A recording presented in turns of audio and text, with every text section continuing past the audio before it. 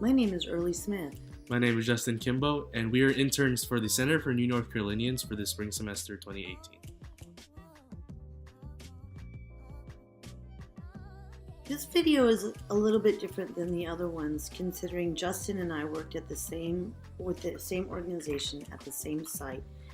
Although we did similar things, there were some differences in what we actually did and accomplished. At the start of this internship, I had several objectives. One included getting the refugee children signed up for a soccer league here in Greensboro.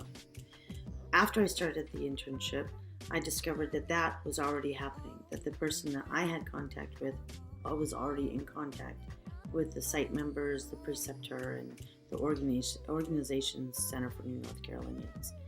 Therefore, my objective changed. I started tutoring and realized that one of my objectives was to find out where the children were academically and then follow them and evaluate them through their abilities and their progress in school, with their grades, with how they were interacting with other children and whatnot. Justin and I also had an objective of doing a spring health fair that would touch on several different issues that the residents in this community needed. Going along with what Early was saying, we had a similar objective, which was the health fair. The health fair actually happened 2 weeks ago. It was April 6th on a Friday, and it was a good success. It was a great success. We had several organizations come through, such as the Orange Card for Greensboro. We had a fire truck from the Greensboro Fire Department also come through. We had our congregational nurses who work with our community come through as well and give goodies out to the community, as well as do blood pressure. We had people from the mobile food market who's in Guilford College who came through as well. So we had various organizations that and also the Mustard Seed Clinic that Mustard also Seed Clinic services refugees and immigrants. So in all these organizations were a positive impact in our community, especially with the people who came through. Our community is primarily Congolese, but also a lot of Sudanese, as well as Burmese people's backgrounds came through as well for our health fair. So it was a huge success throughout for our general community. For my second objective, it dealt mostly with the Congolese youth, so specifically the guys. We observed that some of the guys lacked education or lacked certain characteristics growing up in the ages around like 12, 13, 14, 15, 16, 17, like the early teenage years and the late adolescent years. We realized some of these guys would get into fights. A lot of them could possibly get into gang activity. A lot of them did not have any prior education in towards like health or hygiene or sexual education. And I guess Early can talk more about with the girls as well and what she saw.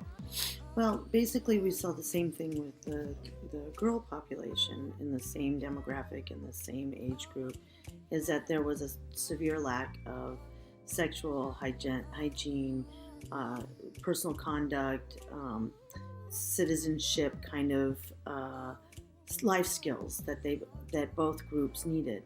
So we decided that we would separate them and create two groups, a boys group and a girls group. And so in conclusion, the boys group would meet once a week, sometimes twice a week on Wednesdays, and then the girls group would sometimes meet twice a week for Tuesday and Thursday. And we had the guys group called Wise Guys, and then the girls group called Smart Girls. And these organizations would come in with one of their instructors and teach them valuable life lessons. So for instance, it would be about maybe self-esteem, or it could be about sexual education, or hygiene, or not getting into fights, controlling your anger, different topics to help these young adolescent individuals grow up and mature as they go into their late teenage years, into their adult years. This group is often bullied as well, and that was another part of this, is that how to deal with being bullied and how to continue on this path to become a viable citizen here in the United States. Major lessons learned. first one was to observe, observe, and observe. Also, don't be afraid to get involved.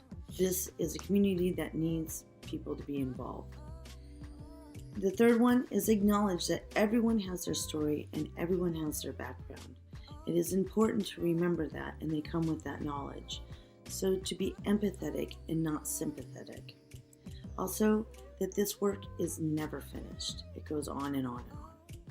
Yeah, so going along with the more of the realizations after this internship, make sure you have patience for the organizations, especially that you're going to be collaborating with, for your coworkers, for the community in general. You need to have patience because not everything goes as planned. With the community, especially with the refugee and immigrant community, you have to be patient with them if you're serving them. Moving forward, you have to also remember to ask questions. You're working with a lot of people who know the community, who've been with the community for 3 or 4 years. So as an intern, it was our responsibility to make sure we're out there asking questions as well. For future interns, I think it would be imperative that you study your theories and models. We've studied theories and models since we've been here since junior year. It's a good thing to brush up on those just in case you might find yourself stuck in a situation and not know what to do, and a theory or a model could be in place where it could help a organization or an individual or even the community themselves. Make sure if you are going out into the community, if you have this internship, if you see a coworker go out into the community, make sure you ask if you can as well. You never want to miss an opportunity to meet someone new in the community.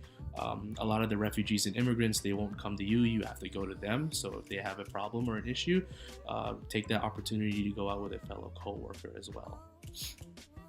And going on that, I completely agree with Justin, is that being familiar with your theories and models is essential to this organization.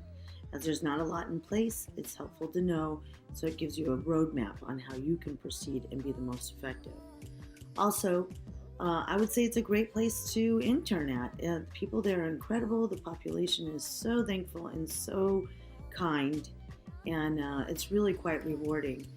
And also, because before interning here, become familiar with their partners, the partnerships, and also the stakeholders, so that you're not being redundant in the work that you're trying to accomplish.